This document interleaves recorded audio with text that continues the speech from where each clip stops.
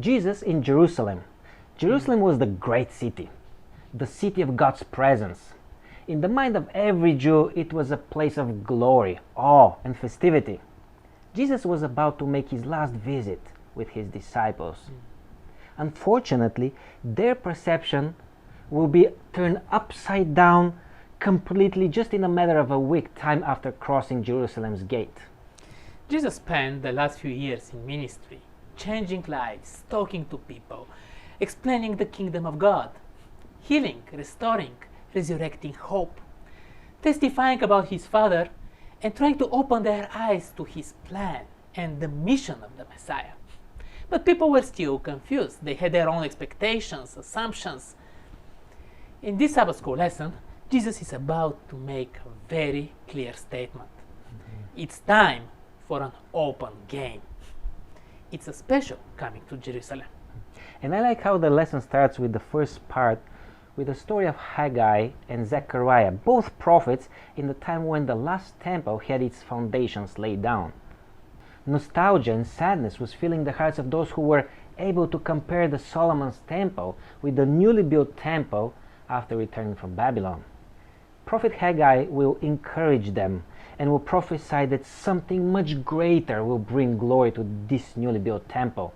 And Prophet Zechariah will be more descriptive in his message. Your king is coming to you, just and having salvation, riding on a donkey. And I'm thinking, how would Matthew miss recording such a big event that's coming in the life of Jesus that was so perfectly lining up with the prophecy? Jesus made a royal entry to Jerusalem. This was a statement. It fulfilled Zechariah's prophecy, and centuries of expectations and hope were about to see the anticipated development. Salvation is at stake. Then Jesus entered into the temple. The type and the prototype collided. It was a matter of days only within this week when Jesus was going to invalidate all the services performed in the temple by fulfilling everything what the temple stood for. The same way the Jews undermined the place of worship, they undermined Jesus' mission and his heavenly representation. No wonder he tried for the last time to cleanse the temple. Without success, they felt even more threatened for their profits and earnings. The temple that was supposed to help understand better the plan for saving humanity was corrupted. And Jesus made a very clear statement. How about religion and faith today? They are supposed to help us get closer to God and to help understand better. But how is it working? Commercialization is one issue, but aren't we also sometimes making them bigger and more important than God himself, to which they are supposed to help us connect to? Unlike previous visits to Jerusalem, Jesus did not exercise his cautiousness. He was bold and he was explicit in whatever he did and he said.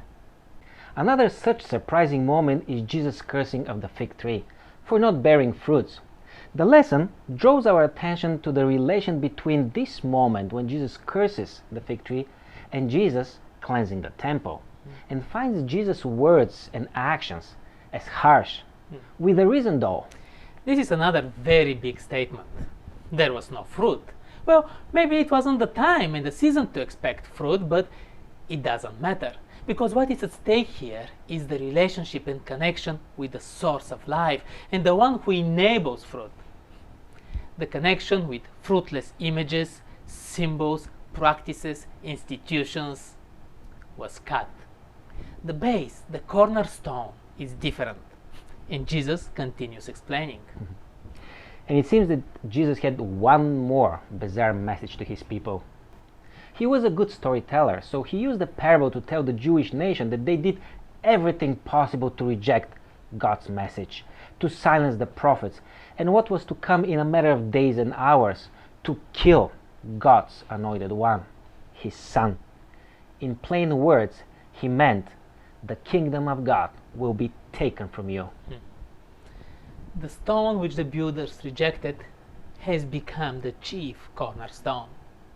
And the kingdom of God is given to a nation bearing the fruits of it. Talking about the stone, we can either be broken by falling on it or be crushed by it if it falls on us. So powerful. We can't remain as is. Change is needed. And the lesson ends with another hard to swallow parable. A parable about a wedding, but a wedding with an unexpected end. Jesus felt he had to tell it all. There was no political correctness. The king in this parable said Jesus has power to bring justice. So do not underestimate his authority or the certainty with which he's going to judge according to your choices. What was about to happen with Jesus on the cross was just a testimony of how serious his words were. Those that were invited to the wedding were not willing to come. And among those that came, someone came with his own merits. The ending wasn't pretty. Jesus entered in Jerusalem, and the stage was set for historical development. It's about the fate of humankind.